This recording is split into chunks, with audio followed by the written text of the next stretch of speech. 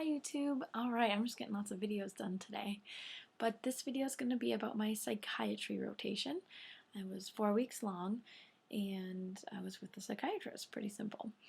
For mine, I was a little bit farther away from home. I think it was about 3 hours away. And so that kind of stunk, but it was really nice. The hospital was great. It was in a smallish town. Some people will say it's a small town, but I don't think it's a small town. I consider anything under 10, I guess, a small town, and it was not. It was over 10. And it was this kind of a big hospital, bigger than I expected, I guess. And they put me up at an apartment. So the hospital, I guess, pays rent, I think, on 2 apartments, and the apartments were probably a mile away. And that was really nice. I didn't have a roommate, but it's a 2-bedroom apartment, and there's like a single bed in each one. And they have it all furnished, couch, TV, table, obviously has a kitchen, bathroom, and then in the bedrooms has a desk and a dresser and a bed and a closet and stuff. So it's really, really nice. And this was kind of split up over our Christmas break. So we had 1 week of rotation, and then I had to drive back, and then John and I drove back home to be with our families for Christmas, and we drove back, and then I drove back. So that was kind of a bummer, but it was fine. So for psychiatry, I was looking forward to it. I do like psychiatry, and I wanted to learn a lot more about it because I feel like when it came to questions or it came to treating patients in the primary care medicine, it's like, oh, I really want to know and understand more of the psychiatric illnesses and how I, as a family physician, would be able to help somebody and not just be like, well, this is the one medicine I like, I just give it to everybody. I really wanted to do more than that for them, and then know when to refer them and when I would maybe be able to handle things. And my site was really interesting. I was really excited because my preceptor worked with outpatient in his practice, and then also inpatient. They think it was an 8-bed inpatient psych unit, which I know sounds nerdy, but I was really excited about. And let's see, there are 1, 2, 3 psychiatrists in their practice. I think they were working on getting another, so they all rotated. So we would be like on inpatient for a week and then switch over and then be outpatient for the next 2 weeks and then flip over again. So I got kind of a good taste of everything. And my physician I was working with, he was so great. He had a half hour for most patients and an hour for the new ones, and I loved it. He really took his time with his patients, and you could tell the patients really loved him. And that was just refreshing to see. I've heard stories of people saying that their doctor spent 7 minutes with each one, because I guess that's like the least amount of time you can spend with one to be reimbursed or something. And they were just, sending them through, signing their scripts and saying, see you later. So I was really happy to see mine was not like that at all. And also what was great is I was able to hang out with some of the other counselors in the office. Some were social workers, some were trained in psychology, and they were, therapists. And so I loved that a little bit more, because you got to sit in on their hour session and really kind of hear how they go about things and how they talk about different issues and different coping mechanisms and the different type of therapies to see firsthand was great. I loved it. I think after one day I saw some of that, I said, man, I think I missed my calling. That seems awesome. So I definitely know that potentially could be something I could do in my future if this doesn't pan out. I don't plan it. I guess would like to see it part of my practice. I know I can't do an hour session counseling everybody, otherwise I went into the wrong field if that's what I wanted to do. But I would like to take the initiative and get a little bit more training under my belt in different counseling for coping mechanisms and for different personality types and stuff. I would just love to be able to help my patients just a little bit more. And I can see that a worthwhile thing to be trained in. Let's see, other things. Oh, there was also a PhD psychologist that did I'm going to blank. It's like neuro testing.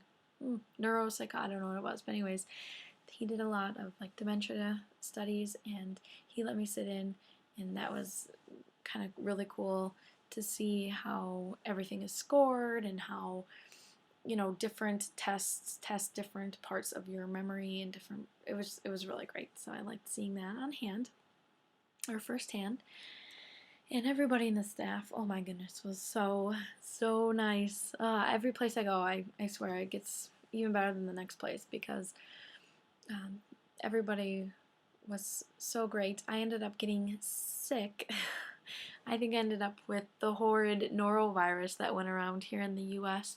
I think the strain was from Australia, I think, if I remember some email we got saying that there had been a new strain of norovirus, and that's why a lot of adults were getting sick, not just the kiddos this time, because it was a novel strain for us all, and it was awful. I don't get the GI type sicknesses, and sure enough, one weekend I drove to a separate town, which the people we live with, families from, and the little kiddo was there, and he must have picked it up from someone from daycare, so he threw up that morning that we had left, and I was like, oh, I never throw up, I'll be fine. But sure enough, that Monday morning, oh man, it was awful. But I called the place to let them know, and they had stopped over at lunchtime with Gatorade and saltine crackers, because I just didn't have anything. I wasn't preparing to be sick, so I didn't have anyone around me, and I didn't have any type of food that I would want to eat while I was sick. So that was really, really nice of them. Let's see. So I talked a little bit about how the outpatient worked. He saw patients in the morning and the afternoons, and he kind of would check in. It was kind of cool. The patients were seeing the therapist as well as him, because he would be the one to work with their meds a little bit, and then they'd be working on other things with the counselors or the therapists.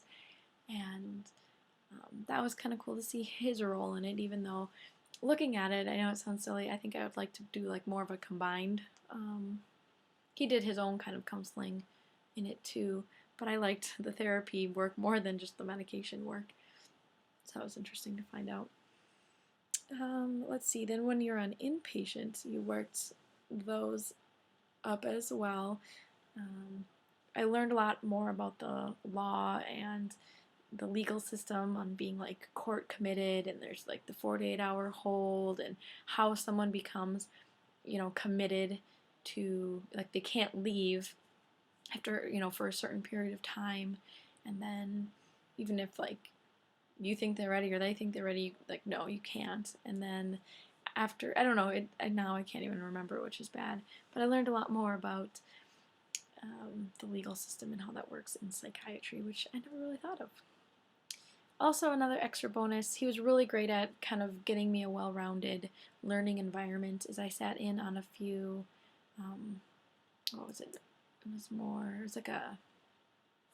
It was like an AA for people who didn't like AA, and it was maybe for more drug abuse, maybe alcohol abuse, or some type of abuse that they had, and so I got to sit in on a few of those, and they were great. They kind of gave me a hard time, but it was fun to see how that worked. And then also I spent a day with a neurologist that was there, and kind of saw what he did as well. I think those were my experiences there, but I'll show you how I studied now. I kind of had a study schedule, so these are all, I think, all the books I had. So this one, actually, I'm going to say I loved this book. This was a very good purchase. It's pretty much what you'll need to know for like your shelf exam. I took the COMAD exam, and it's a really good review for boards, and just overall, just to know what you need to know. This was recommended, I think, by our school, so I bought this as well. Again, I love my case files, so those were helpful. And then I bought this spiral bound DSM-4, which our syllabus said, yeah, you should definitely have one. It's good, I guess, that I own one, maybe. But I didn't really use it at all. It wasn't very, I didn't think it was helpful. I mean, it's the DSM-4. It's just a bunch of, I mean, yeah, it has the definitions in there and the breakdown of it, but your review books help you out with that. So, unfortunately, I never used this. And I bought this one too. It was useful in some situations and not in others. I don't know, just kind of how it was written was a little bit wordy, which I thought was cool. It's in the front. They have kind of the drugs, and then you can see it was helpful to see like the name, like Ambien is like Zolpidem, because everybody when you get out in real life they use Ambien, they don't use Zolpidem, and that's what I had learned in med school. Or like Ativan is lorazepam. Like that was the hardest. Is like what is Xanax? What is Ativan? What is Valium? Which one is? It was, you know, it was so nice just to have them all right here. And then I also show pictures of it too, which I don't know. I never get to actually see what they look like, but I don't know if that's helpful or not. Let's see. That was about that book. How I went about studying is I took kind of a topic a day. If you look in the front of this book, in their table of contents, they had all that. So I wanted to make sure I hit all of those. And so each day I kind of just took one topic. So I had my little sheets here that I made my own notes. And so like for the first day was psychotic disorders. I just made my own little sheets. I would use this because it gave you just a kind of short and quick summary of all of them. And then I also used this to see if there's any added information I thought would be beneficial or something I had missed that maybe wasn't in there. So they have the chapters in here. But as towards the end, I ended up just pretty much using this because this I felt had everything I needed to remember. So here, for example, here's my psychotic disorders. I did one on schizophrenia, then I went through for each one, did definition, epidemiology, etiology, diagnosis, signs, symptoms, maybe the different types, depending on what I'm talking about, labs and testing, pathophysiology, psychodynamic factors, maybe differential, which, I don't know, it never felt too helpful because I can always think of a broad differential for psychiatric things. Course and prognosis and treatment, that was important. Interviewing, I don't know. So that was the whole topic on schizophrenia. I wrote all about that, and then I had the schizophreniform disorder, and I kind of, again, went definition, epidemiology, etiology, diagnosis, signs, symptoms, course, treatment, and then schizoaffective disorder. That's all in there. And then I have delusional disorder, brief psychotic disorder, shared psychotic disorder, postpartum psychosis, and then, of course, all your not otherwise specified ones. So exotic syndromes, the autoscopic psychosis, Capgras syndrome, and Cotard's syndrome, which, interesting. But so that's what I would do, and then obviously I went back when I was reviewing and I highlighted some. So again, I wrote all these up. Same with like mood disorders. I also drew pictures. I love drawing my pictures. So that's major depressive disorder. And then my pictures don't get so great. But then when I was comparing bipolar type 1 and type 2, and it was a dysthymic disorder. I draw my little thing to help me remember. Cyclothymic disorder. But anyways, I thought that was kind of helpful. So, I mean, I had pages of this. So this will come in handy if I'm studying for boards, if I want to review, or if I have another psychiatric rotation. I think it's helpful. I mean, I have all the things that I think I need for them. So I have all that: anxiety disorders, personality disorders, substance-related disorders, cognitive disorders. So I'm skipping some. Geriatric psychiatry, psychiatric disorders in children, dissociative disorders, somatoform infectious disease, impulse control disorders, eating disorders, sleep disorders, sexual disorders. Yeah, and then I think I don't know, I might have missed a few of my notes, but those are kind of the big broad topics. And then I also made sheets on psychopharmacology. Very helpful. This will be on your test, I guarantee it. So the different things to remember: antidepressants, SSRIs versus SNRIs. You know, which one are you going to use for, you know, like OCD use? OCD use only that has been approved for is the fluvoxamine. I don't know. Some have, like citalopram has fewer sexual side effects. Fluoxetine has the longest half-life, safe in pregnancy and with kids. Also treatment for bulimia. So it's just like kind of these important little things that are easy to forget, I think, when you're comparing all the SSRIs and those. And then like the TCAs, and then I have the serotonin receptor antagonists, agonists, MAOIs. Antipsychotics, you have your typicals and your atypicals and different ones, you know, which one you have to remember with the agranulocytosis, that's clozapine, I don't know. Mood stabilizers, anticonvulsants, anxiolytics, and hypnotics. You know which ones are long acting, which ones are short acting.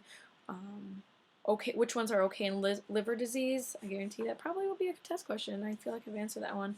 And my doctor told me it was LOT. So lorazepam, oxazepam, the O one with X, and the tenazepam. So those ones are okay to use in liver disease. And then I also did a sheet on the psychotherapies because maybe my doc didn't use them or we didn't talk about them up front. There will be possibly some questions on different things like Freud's theories and defense mechanisms. Huge. You need to know those for boards. Know them anyways. Behavioral therapy, cognitive therapy, cognitive behavioral therapy. And then the DBT, the dialectical behavioral therapy for your borderline personality disorders. That was kind of interesting to talk about. Group therapy, family therapy, couples therapy. I don't know how else those were. Anyways, those were all my notes. And that I didn't do great on the test. It wasn't actually it was my worst test, unfortunately. But that was the week I was sick, so I didn't really do a great job reviewing. And honestly, when it came time for the test, I was just happy to get it over with. I wasn't feeling very well. And when I was taking it, hour in, so I'm halfway through, my whole computer shuts down. I get the blue screen of death, we call it. Yeah, so I had to start over. Actually, I didn't get too worked up about it. I just was honestly not feeling so great, so I'm just like, oh well, just kept going on with my test after it finally rebooted. But yeah, overall, really liked my psychiatry rotation. I would probably put it in my top 5 specialties that if I didn't do family medicine, I would consider doing. It was very rewarding, and again, I was at a wonderful place with wonderful people, so that always helps. So let's see, I think I talked about those books. I think I did. Yeah, so I would read the first aid topics, supplement with this book. This book I should talk about, I actually did read for sure the topic in here and the topic in here. I for sure did these two for every note sheet that I made. And then I would sometimes use this. Unfortunately, I didn't get to use very many of these. I think this really would have helped me out on test day because you did have to differentiate between, you know, kind of, I thought, a little picky, you know, this disorder or this disorder. And I think the case files really would have been helpful for that. So unfortunately, I didn't finish this or even get close to finishing it. So I'll have to read that some other time. But that is all. If you have any questions on my psychiatry rotation, feel free to ask.